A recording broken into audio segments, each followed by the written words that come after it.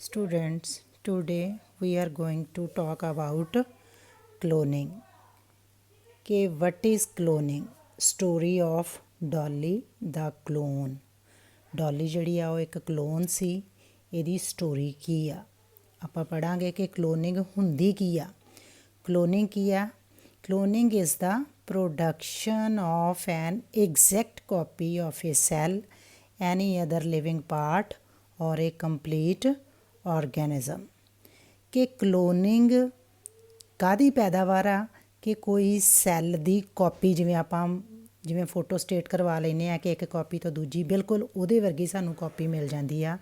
ਇਸੇ ਤਰ੍ਹਾਂ ਜਿਹੜਾ ਸੈੱਲ ਆ ਉਹਦੇ ਵਰਗਾ ਦੂਜਾ ਸੈੱਲ ਪੈਦਾ ਕਰਨਾ, ਜਾਂ ਕਿਸੇ ਵੇਲੇ ਕੋਈ ਲਿਵਿੰਗ ਪਾਰਟ ਜਿਹੜਾ ਵਾ ਉਹ ਪੈਦਾ ਕਰਨਾ ਬਿਲਕੁਲ ਇੱਕ ਦੇ ਨਾਲ ਰਲਦਾ ਦੂਜੇ ਦਾ, ਜਾਂ ਕੰਪਲੀਟ ਆਰਗੈਨਿਜ਼ਮ ਮਤਲਬ ਪੂਰੇ ਦਾ ਪੂਰਾ ਆਰਗੈਨਿਜ਼ਮ ਜਿਹੜਾ ਵਾ ਉਹ ਦੂਜੇ ਵਰਗਾ ਬਿਲਕੁਲ ਉਹਦੇ ਵਰਗੀ ਸ਼ਕਲ ਅਤੇ ਉਹਦੇ ਵਰਗੇ ਕਰੈਕਟਰਿਸਟਿਕਸ ਪੈਦਾ ਜਦੋਂ ਹੁੰਦੇ ਆ ਕਿਸੇ ਦੇ ਵਿੱਚ, ਉਸ ਪ੍ਰੋਸੈਸ ਨੂੰ ਆਪਾਂ ਕੀ ਕਹਿੰਦੇ ਆ?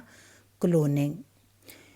ਹੁਣ ਕਲੋਨਿੰਗ ਜਿਹੜੀ ਆ ਇਹ ਕਿਹਨੇ ਕੀਤੀ ਸੀ? ਸਭ ਤੋਂ ਪਹਿਲਾਂ ਇਆਨ ਵਿਲਮਟ ਐਂਡ ਹਿਸ ਕੁਲੀਗਸ। ਕਿ ਇਆਨ ਵਿਲਮਟ ਅਤੇ ਉਹਦੇ ਸਾਥੀਆਂ ਨੇ ਕਿੱਥੇ ਕੀਤੀ ਸੀ? ਰੋਜ਼ਲੇਨ ਇੰਸਟੀਚਿਊਟ ਇਨ ਐਡਿਨਸਬਰਗ, ਸਕਾਟਲੈਂਡ ਦੇ ਵਿੱਚ ਇਆਨ ਵਿਲਮਟ ਅਤੇ ਉਹਦੇ ਕੁਲੀਗਸ ਯਾਨੀ ਕਿ ਉਹਦੇ ਸਾਥੀਆਂ ਨੇ ਰਲ ਕੇ ਇਹਦੇ ਬਾਰੇ ਖੋਜ ਕੀਤੀ ਸੀ, ਜਾਂ ਕਹਿ ਲਓ ਕਿ ਉਹਨਾਂ ਨੇ ਕਲੋਨਿੰਗ ਕੀਤੀ ਸੀ ਐਨੀਮਲਸ ਦੀ।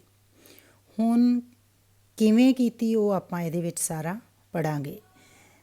ਦੇ ਸਕਸੈਸਫੁਲੀ ਕਲੋਨਡ ਏ ਸ਼ੀਪ। ਉਹਨਾਂ ਨੇ ਇੱਕ ਸ਼ੀਪ ਦੀ ਕਲੋਨਿੰਗ ਕੀਤੀ ਜਿਹਦਾ ਨੇਮ ਕੀ ਸੀਗਾ? ਡੋਲੀ।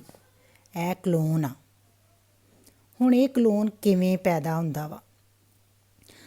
ਜਿਹੜੀ ਡੋਲੀ ਸੀਗੀ, ਯਾਨੀ ਕਿ ਜਿਹੜਾ ਕਲੋਨ ਸਭ ਤੋਂ ਪਹਿਲੀ ਵਾਰੀ ਪ੍ਰੋਡਿਊਸ ਕੀਤਾ ਜਾਂ ਪੈਦਾ ਹੋਇਆ, ਉਹ ਕਦੋਂ ਪੈਦਾ ਹੋਇਆ? ਬੋਰਨ ਔਨ 5 ਜੁਲਾਈ 1996, 1996, 5 ਜੁਲਾਈ ਨੂੰ। ਔਰ ਇਹ ਸਭ ਤੋਂ ਪਹਿਲਾ ਮੈਮਲ ਸੀ ਜਿਹੜਾ ਕਲੋਨ ਕੀਤਾ ਗਿਆ। ਮੈਮਲਸ ਮੀਨਸ ਕਿ ਉਹ ਐਨੀਮਲਸ ਜਿਹੜੇ ਆਪਣੇ ਬੱਚਿਆਂ ਨੂੰ ਦੁੱਧ ਪਿਲਾਉਂਦੇ ਆ, that feed there young ones. ਕਿ ਆਪਣੇ ਬੱਚਿਆਂ ਨੂੰ ਦੁੱਧ ਪਿਲਾਉਂਦੇ, ਉਹਨਾਂ ਨੂੰ ਕਹਿੰਦੇ ਆ ਮੈਮਲਸ। ਸ਼ੀਪ ਜਿਹੜੀ ਆ ਇਹ ਵੀ ਇੱਕ ਮੈਮਲ ਆ, ਔਰ ਸਭ ਤੋਂ ਪਹਿਲਾਂ ਇਸ ਮੈਮਲ ਨੂੰ ਕਲੋਨ ਕੀਤਾ ਗਿਆ ਇਆਨ ਵਿਲਮਟ ਅਤੇ ਉਹਦੇ ਕੁਲੀਗਸ ਦੇ ਰਾਹੀਂ। ਹੁਣ ਇਹ ਪ੍ਰੋਸੈਸ ਹੈ ਕੀ ਆ? ਬੜੇ ਧਿਆਨ ਨਾਲ ਬੇਟਾ ਇਹਨੂੰ ਸਮਝਣਾ ਥੋੜ੍ਹਾ। ਇਸ ਪ੍ਰੋਸੈਸ ਦੇ ਦੌਰਾਨ ਜਿਹੜੀ ਡੋਲੀ ਆ ਉਹ ਪੈਦਾ ਹੋਈ। ਔਰ ਹੁਣ ਕਿਵੇਂ ਪੈਦਾ ਹੋਈ ਡੋਲੀ? ਕਿ ਜਿਹੜੀ ਫਿਨ ਡੋਰਸੈਟ ਸ਼ੀਪ ਆ, ਯਾਨੀ ਕਿ 2 ਸ਼ੀਪਸ ਲਈਆਂ। ਹੁਣ ਜਿਹੜੀ ਫਿਨ ਡੋਰਸੈਟ ਸ਼ੀਪ ਆ ਉਹਦਾ ਸੈੱਲ ਲਿਆ, ਉਹਦੀ ਬਾਡੀ ਦਾ ਯਾਨੀ ਕਿ ਸੈੱਲ ਲਿਆ, ਅਤੇ ਸਕਾਟਿਸ਼ ਬਲੈਕ ਫੇਸ ਈਵ ਜਿਹੜੀ ਆ ਉਹਦਾ ਐਗ ਲਿਆ। ਹੁਣ ਫਿਰ ਕੀ ਕੀਤਾ ਕਿ ਜਿਹੜਾ ਸਕਾਟਿਸ਼ ਬਲੈਕ ਫੇਸ ਈਵ ਦਾ ਐਗ ਸੀ ਉਹਦੇ ਵਿੱਚੋਂ ਕੀ ਕੱਢ ਦਿੱਤਾ ਗਿਆ? ਉਹਦਾ ਨਿਊਕਲੀਅਸ। ਹੁਣ ਨਿਊਕਲੀਅਸ ਆਪਾਂ ਪਿੱਛੇ ਵੀ ਲੈਸਨਸ ਦੇ ਵਿੱਚ ਗੱਲ ਕੀਤੀ ਹੋਈ ਆ ਕਿ ਨਿਊਕਲੀਅਸ ਕੰਟਰੋਲ ਸੈਂਟਰ ਹੁੰਦਾ ਵਾ, ਉਹ ਕੰਟਰੋਲ ਕਰਦਾ ਵਾ। ਹੁਣ ਜਿਵੇਂ ਐਗ ਦੇ ਵਿੱਚੋਂ ਉਹਦਾ ਨਿਊਕਲੀਅਸ ਜਿਹੜਾ ਵਾ ਉਹ ਰਿਮੂਵ ਕਰ ਦਿੱਤਾ ਗਿਆ। ਕਿਹਦੇ ਐਗ ਦੇ ਵਿੱਚੋਂ? ਸਕਾਟਿਸ਼ ਬਲੈਕ ਫੇਸ ਈਵ ਦੇ ਐਗ ਵਿੱਚੋਂ। ਅਤੇ ਉਸ ਐਗ ਦੇ ਵਿੱਚ ਉਹਦੇ ਨਿਊਕਲੀਅਸ ਦੀ ਜਗ੍ਹਾ 'ਤੇ ਕਿਹਦਾ ਨਿਊਕਲੀਅਸ ਪਾ ਦਿੱਤਾ ਗਿਆ?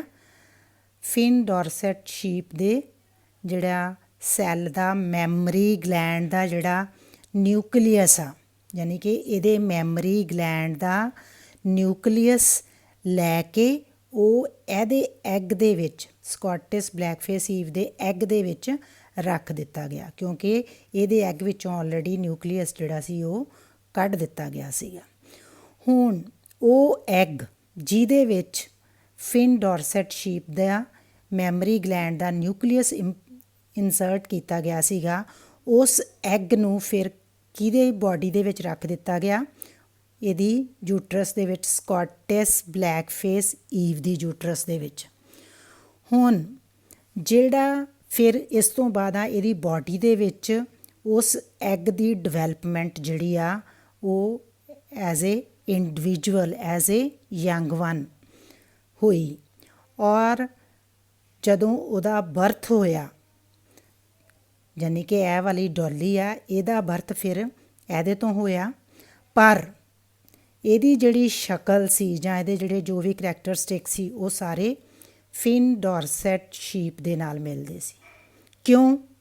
ਕਿਉਂਕਿ ਇਹਦੇ ਵਿੱਚੋਂ, ਇਹਦੇ ਯਾਨੀ ਕਿ ਐਗ ਦੇ ਵਿੱਚੋਂ ਉਹਦਾ ਨਿਊਕਲੀਅਸ ਕੱਢ ਦਿੱਤਾ ਗਿਆ ਸੀਗਾ, ਅਤੇ ਜਿਹੜਾ ਜੋ ਵੀ ਕ੍ਰੋਮੈਟਿਕ ਮਟੀਰੀਅਲ ਵਗੈਰਾ ਵਾ ਉਹ ਜਿਹੜੀ ਫਿਨ ਡੋਰਸੈਟ ਸ਼ੀਪ ਆ ਉਹਦੇ 'ਚ ਚਲਾ ਗਿਆ। ਯਾਨੀ ਕਿ ਕਿਉਂ ਚਲਾ ਗਿਆ? ਕਿਉਂਕਿ ਉਹਦਾ ਜਿਹੜਾ ਮੈਮਰੀ ਗਲੈਂਡ ਦਾ ਨਿਊਕਲੀਅਸ ਸੀਗਾ ਉਹ ਉਹਦੇ ਐਗ ਦੇ ਵਿੱਚ ਰੱਖਿਆ ਸੀ। ਇਸ ਕਰਕੇ ਇਹਦਾ ਨਿਊਕਲੀਅਸ ਸਕਾਟਿਸ਼ ਬਲੈਕਫੇਸ ਈਵ ਦੇ ਐਗ ਦੇ ਵਿੱਚ ਰੱਖਣ ਕਰਕੇ ਇਹਦੇ ਸਾਰੇ ਗੁਣ ਜਾਂ ਇਹਦੀ ਸਾਰੀ ਸ਼ਕਲ ਜਿਹੜੀ ਆ ਉਹ ਇਨ ਬਿਨ ਕਿਹਦੇ ਨਾਲ ਮਿਲਦੀ ਸੀ? ਡੋਲੀ ਨਾਲ। ਭਾਵੇਂ ਕਿ ਬਰਥ ਸਕਾਟਿਸ਼ ਬਲੈਕਫੇਸ ਈਵ ਨੇ ਦਿੱਤਾ ਸੀ। ਹੁਣ ਬੇਟਾ ਸਮਝ ਆਈ ਕਿ ਕਿਉਂ ਮਤਲਬ ਇਹਦੇ ਜਿਹੜੀ ਸਾਰੀ ਸ਼ਕਲ ਜਾਂ ਕਰੈਕਟਰਿਸਟਿਕਸ ਇਹਦੇ ਨਾਲ ਮਿਲਦੀ ਸੀ? ਕਿਉਂਕਿ ਇਹਦੇ ਐਗ ਦੇ ਵਿੱਚੋਂ ਨਿਊਕਲੀਅਸ ਨੂੰ ਕੱਢ ਦਿੱਤਾ ਗਿਆ ਸੀ, ਰਿਮੂਵ ਕਰ ਦਿੱਤਾ ਗਿਆ ਸੀਗਾ, ਅਤੇ ਇਹਦੇ ਜਿਹੜੀ ਫਿਨ ਡੋਰਸੈਟ ਸ਼ੀਪ ਆ ਇਹਦੇ ਮੈਮਰੀ ਗਲੈਂਡ ਦੇ ਜਿਹੜਾ ਨਿਊਕਲੀਅਸ ਸੀ ਉਹ ਉਸ ਐਗ ਵਿੱਚ ਰੱਖ ਕੇ ਉਸ ਐਗ ਨੂੰ ਇਹਦੀ ਬਾਡੀ ਦੇ ਵਿੱਚ ਰੱਖਿਆ ਗਿਆ ਸੀ। ਫਿਰ ਨਾਰਮਲੀ ਉਹ ਗਰੋ ਕਰ ਗਿਆ ਜਦੋਂ, ਅਤੇ ਉਹਨੇ ਬਰਥ ਦਿੱਤਾ ਅਤੇ ਇੱਕ ਕਲੋਨ ਪੈਦਾ ਹੋ ਗਿਆ। ਇਹਨੂੰ ਕਹਿੰਦੇ ਆ ਕਲੋਨ, ਅਤੇ ਜਿਹਦੇ ਰਾਹੀਂ ਜਿਹੜੀ ਪ੍ਰੋਸੈਸ ਦੇ ਰਾਹੀਂ ਪੈਦਾ ਹੋਇਆ ਉਹਨੂੰ ਕਹਿੰਦੇ ਆ ਕਲੋਨਿੰਗ। ਕਿ ਮਤਲਬ ਵੇਖੋ ਇਹ ਅਤੇ ਇਹ ਦੋਨੋਂ ਬਿਲਕੁਲ ਐਗਜ਼ੈਕਟ ਕਾਪੀ ਆ ਇੱਕ ਦੂਜੇ ਦੀ, ਕਿ ਬਿਲਕੁਲ ਦੋਨੋਂ ਇੱਕ ਦੂਸਰੇ ਦੇ ਨਾਲ ਮਿਲਦੇ ਆ। ਹੁਣ ਡੋਲੀ ਜਿਹੜੀ ਸੀ ਫਿਰ ਇਹ ਇੱਕ ਹੈਲਦੀ ਕਲੋਨ ਸੀਗਾ। ਕਿਹਦਾ? ਫਿਨ ਡੋਰਸੈਟ ਸ਼ੀਪ ਦਾ। ਇਹਨੇ ਬਰਥ ਦਿੱਤਾ, ਫਿਨ ਡੋਰਸੈਟ ਸ਼ੀਪ ਬਰਥ ਇਹਨੇ ਦਿੱਤਾ ਸੀਗਾ, ਪਰ ਨਿਊਕਲੀਅਸ ਇਹਦਾ ਰੱਖਿਆ ਸੀ ਉਹਦੇ ਐਗ ਦੇ ਵਿੱਚ। ਇਸ ਕਰਕੇ ਇਹ ਐਗਜ਼ੈਕਟ ਕਲੋਨ ਕਿਹਦਾ ਹੋ ਗਈ? ਫਿਨ ਡੋਰਸੈਟ ਸ਼ੀਪ ਦਾ। ਉਹਦੇ ਸਾਰੇ ਜਿਹੜੇ ਕਰੈਕਟਰਿਸਟਿਕਸ ਸੀਗੇ ਜਾਂ ਉਹਦੀ ਸ਼ਕਲ ਸੀਗੀ ਉਹ ਫਿਰ ਫਿਨ ਡੋਰਸੈਟ ਸ਼ੀਪ ਦੇ ਨਾਲ ਮਿਲਦੀ ਸੀ। ਹੁਣ ਡੋਲੀ ਜਿਹੜੀ ਆ ਇਹਦਾ ਜਨਮ ਤਾਂ ਆਪਾਂ ਉੱਪਰ ਪੜ੍ਹ ਚੁੱਕੇ ਹਾਂ। ਇਹਦਾ ਫਿਰ ਇਹਨੇ ਆਪਣੇ ਵਰਗੇ ਹੋਰ ਵੀ ਬਹੁਤ ਸਾਰੇ ਇੰਡੀਵਿਜੂਅਲਸ ਨੂੰ ਜਾਂ ਆਫਸਪ੍ਰਿੰਗਸ ਨੂੰ ਕਹਿ ਲਓ, ਯਾਨੀ ਕਿ ਯੰਗ ਵਨਸ ਨੂੰ ਬਰਥ ਦਿੱਤਾ। ਇਹਨੇ ਆਪ ਕਲੋਨ ਜਿਹੜਾ ਵਾ ਇਹਨੇ ਫਿਰ ਹੌਲੀ ਹੌਲੀ ਗਰੋ ਕਰ ਗਈ, ਅਤੇ ਇਹਨੇ ਵੀ ਆਪਣੇ ਬੱਚਿਆਂ ਨੂੰ, ਆਪਣੇ ਆਫਸਪ੍ਰਿੰਗਸ ਨੂੰ ਬਰਥ ਦਿੱਤਾ ਨਾਰਮਲੀ। ਅਤੇ ਫਿਰ ਉਸ ਤੋਂ ਬਾਅਦ ਅਨਫੋਰਚੂਨੇਟਲੀ ਡੋਲੀ ਜਿਹੜੀ ਆ 14 ਫਰਵਰੀ 2003 ਨੂੰ ਇਹਦੀ ਡੈਥ ਹੋ ਗਈ ਸੀ। ਕਾਹਦਾ ਕਰਕੇ? ਡਿਊ ਟੂ ਲੰਗ ਡਿਜ਼ੀਜ਼, ਯਾਨੀ ਕਿ ਇਹਨੂੰ ਫੇਫੜਿਆਂ ਦੀ ਪ੍ਰੋਬਲਮ ਸੀਗੀ। ਫਿਰ ਡੋਲੀ ਤੋਂ ਬਾਅਦ ਬਹੁਤ ਸਾਰੇ ਅਟੈਂਪਟ ਕੀਤੇ ਗਏ ਕਿ ਕਲੋਨਡ ਮੈਮਲ ਪੈਦਾ ਕਰਨ ਲਈ, ਯਾਨੀ ਕਿ ਹੋਰ ਜਿਵੇਂ ਡੋਲੀ ਤਿਆਰ ਕੀਤੀ ਗਈ ਸੀ ਕਲੋਨ, ਉਸੇ ਤਰ੍ਹਾਂ ਹੀ ਹੋਰ ਮੈਮਲਸ ਦੇ ਵੀ ਜਿਹੜੇ ਕਲੋਨ ਆ ਉਹ ਤਿਆਰ ਕੀਤੇ ਗਏ। ਹੁਣ ਇਹ ਜਿਹੜੇ ਕਲੋਨ ਆ, ਜਾਂ ਤਾਂ ਕੁਛ ਜਿਹੜੇ ਕਲੋਨ ਸੀ ਉਹ ਬਿਫੋਰ ਬਰਥ ਹੀ ਖਤਮ ਹੋ ਜਾਂਦੇ ਸੀਗੇ, ਅਤੇ ਕੁਛ ਜਿਹੜੇ ਸੀਗੇ ਡਾਈ ਸੂਨ ਆਫਟਰ ਬਰਥ, ਕਿ ਬਰਥ ਦੇਣ ਤੋਂ ਬਾਅਦ ਖਤਮ ਹੋ ਜਾਂਦੇ ਸੀ, ਮਰ ਜਾਂਦੇ ਸੀਗੇ। ਹੁਣ ਇਹ ਜਿਹੜੇ ਕਲੋਨਡ ਐਨੀਮਲਸ ਆ ਇਹਨਾਂ ਦੇ ਵਿੱਚ ਬਹੁਤ ਵਾਰੀ ਸਵੀਅਰ ਐਬਨੋਰਮੈਲਿਟੀਜ਼ ਵੀ ਹੁੰਦੀਆਂ ਵਾ, ਯਾਨੀ ਕਿ ਉਹ ਜਿਹੜਾ ਕਲੋਨ ਪੈਦਾ ਹੁੰਦਾ ਵਾ ਉਹ ਐਬਨੋਰਮਲ ਹੁੰਦਾ ਵਾ, ਕਿ ਕਈ ਵਾਰੀ ਉਹ ਪੂਰੀ ਤਰ੍ਹਾਂ ਦੇ ਨਾਲ ਉਸੇ ਪਹਿਲੇ ਵਰਗਾ ਨਹੀਂ ਹੁੰਦਾ, ਉਹਦੇ 'ਚ ਕੋਈ ਨਾ ਕੋਈ ਉਹਦੀ ਬਾਡੀ ਦੇ ਵਿੱਚ ਐਬਨੋਰਮੈਲਿਟੀ ਆ ਜਾਂਦੀ ਆ। I hope you all understood it very well. Thank you.